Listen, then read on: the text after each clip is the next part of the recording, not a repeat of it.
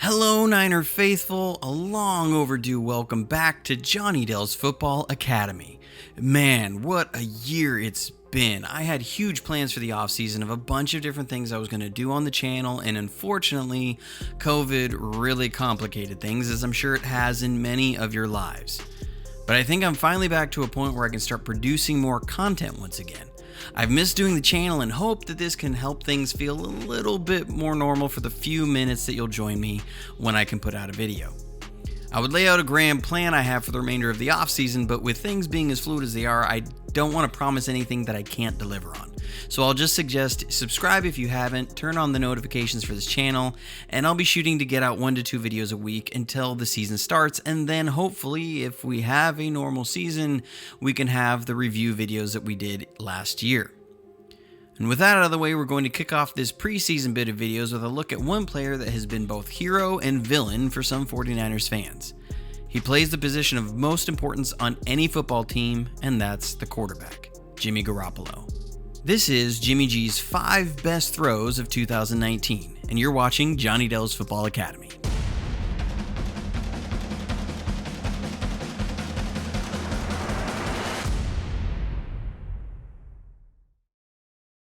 If you followed my channel last year, you know I've been really high on Jimmy G, and that hasn't changed. I believe he's got a special skill set and has all the tools to be one of the top quarterbacks in this league for many years.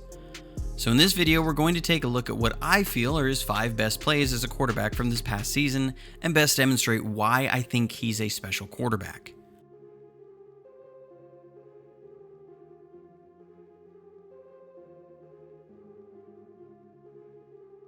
We're going to start out with a play against the Green Bay Packers during the season.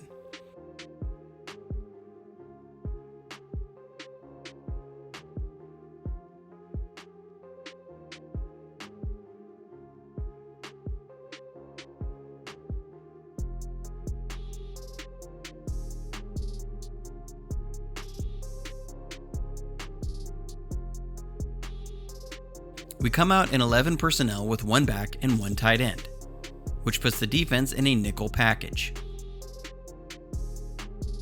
and come out of the huddle in a 3-by-1 set. You can see the defense sort of muddling around. They're trying to not give anything away too early with multiple guys standing up and the safeties muddling around in a 2-deep look. We then motion Kittle across the formation into a balanced set, and then Green Bay shifts late into their defense. It's a form of cover 3, and without getting too far into the weeds, basically the outside guys will man up against a vertical release. We're going to run a variation on a concept to Kittle's side, where we'll show a vertical release and an out, but both routes will break off. On the other side, we're going to run a divide concept. It's important to note here that Shanahan likes to run a verticals concept against cover 3. So the defense has to respect that when they're in cover 3, the inside streak will attack the weakness, which is the seam area. Another area of weakness of the cover 3 can be the intermediate area over the middle, but the danger is that if the quarterback doesn't move the deep middle safety or one of the linebackers, he can either lead his receiver into a big hit or allow a linebacker to step in front of the pass. Right as he takes the snap, Jimmy looks out to the far right. Knowing he has 2 vertical releases to that side, this is going to move the linebacker in the hook curl area out wide, and then get the deep middle safety to turn his hips to that side. This takes him out of position to drive on any pass over the middle. Deebo Samuel did a really good job of getting inside leverage on the defender, and Jimmy G puts the ball right on the money, allowing Samuel to catch the ball on a dead run. Because he gets the ball on the run, he's able to run right through the defense and get to the end zone for a score. This is a big play created by a quarterback doing all the little things right from top to bottom. Recognizes the defense after a muddled look pre-snap, moves 2 defenders with his eyes, and puts the ball in a perfect spot. Second play, this is the second game against Arizona.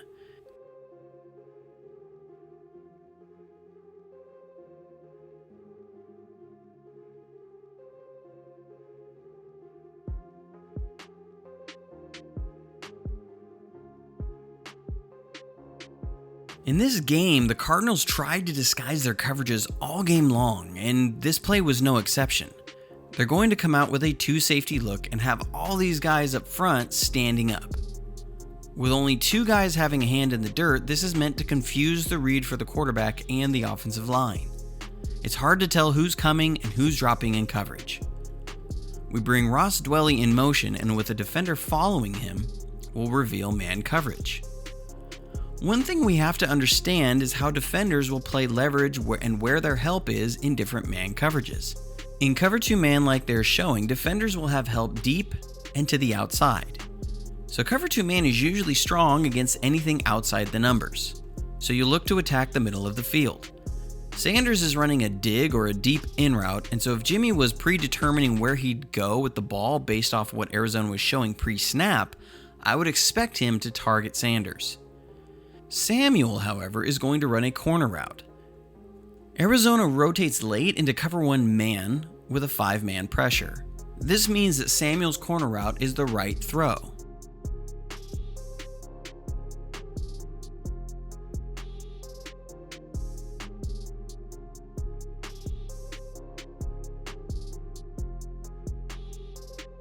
With the 5-man pressure, Arizona is able to condense the pocket, but watch Jimmy G.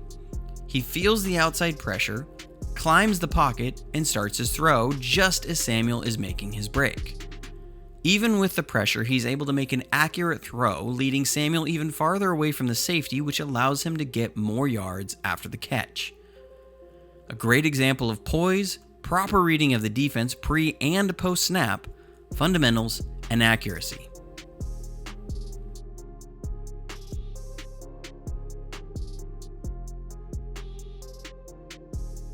The third play, this might be the best throw I've seen a 49ers quarterback make in about 20 years.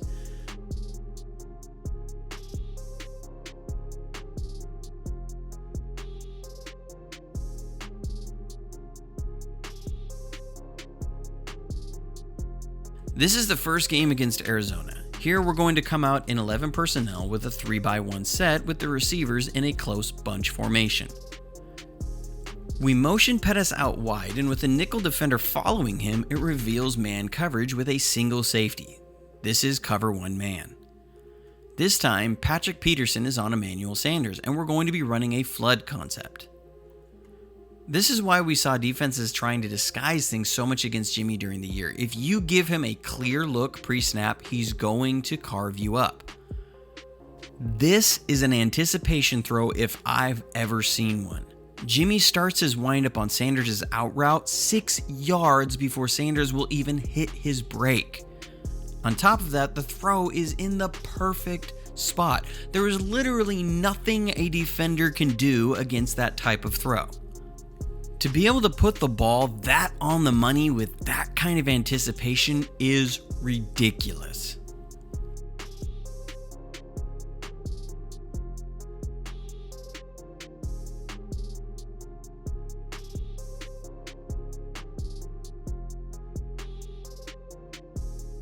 So the fourth play, not to make it seem like Jimmy's only good throws were against Arizona, it was just these impressed me the most.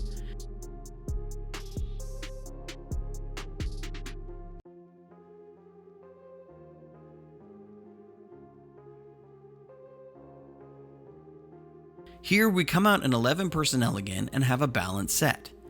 We're going to run an old speedo concept, where you run a vertical clearing route and a speedo or deep over route from the opposite side into the intermediate outside area that you just cleared out. Arizona shows cover 3 pre-snap, but are going to run a slight variation where they will man up the inside receiver. You'll see as the play develops how the speedo concept works.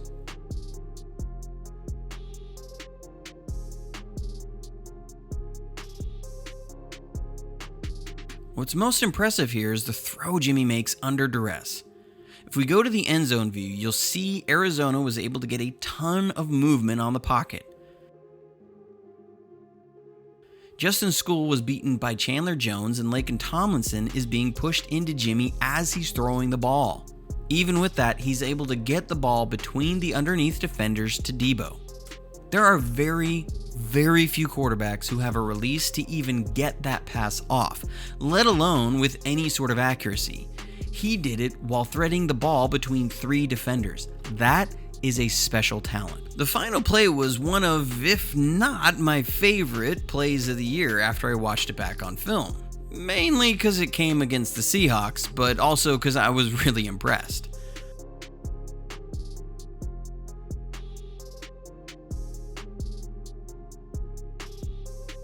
We're going to come out in 21 personnel with 2 backs and 1 tight end.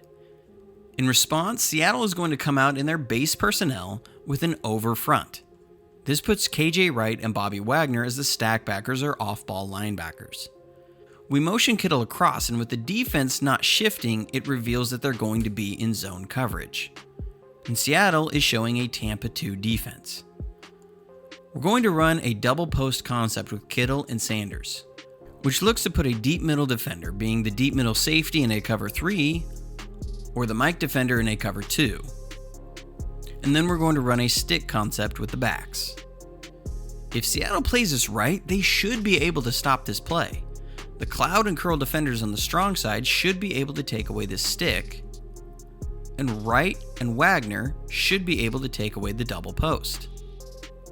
What makes this play is Jimmy's ability to move the defenders.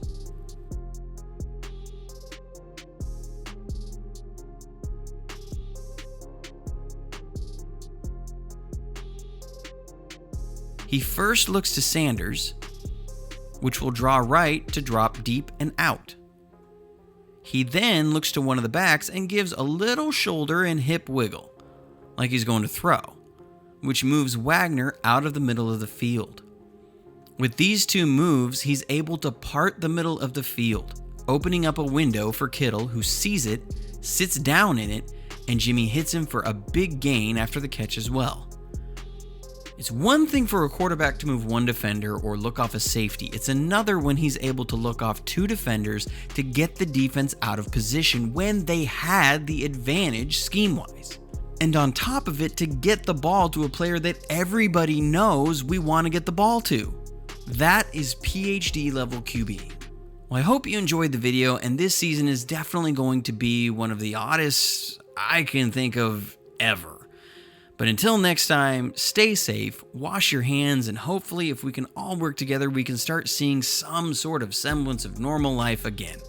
A huge thank you to anybody who supported the channel last year. I know I had a number of people supporting me on Patreon, and thank you so much. Every penny of that went back into the channel, to buying some equipment, for paying for software, for different things to help improve the quality of the channel, and I just want to say a personal thank you for that. Like I had messaged everybody on my Patreon a couple months ago, I'm not going to be putting that up for support right now because I can't guarantee how often I'm going to be putting out content, and I don't want you to be paying for something that you're not getting a value back out of. But I appreciate everybody who's tuned into the channel, who's watched and followed along. I'm going to try and pump out as much content as I can. I'm going to be trying to do a top 5 video like this on a number of players, guys like Eric Armstead, Nick Bosa, Fred Warner, Raheem Mostert, Deebo Samuel, different guys that had a huge impact during the year and really had fantastic years, so that we have something to look forward to. I had a number of people asking me, am I going to do a review video on the Super Bowl? I'll be honest, I've watched a good bit of the film, and I don't know if my heart can take that. There's a few games over the past 9 years that I really have not watched all the way through again, and that's the Super Bowl in 2012, the NFC Championship game in 2013, and this last year's Super Bowl. It's one that at this point in the offseason, I'm more interested in looking positively towards this year. I think we all need a lot of positivity in our lives right now with everything going on, so I'm not really looking to go back through that time.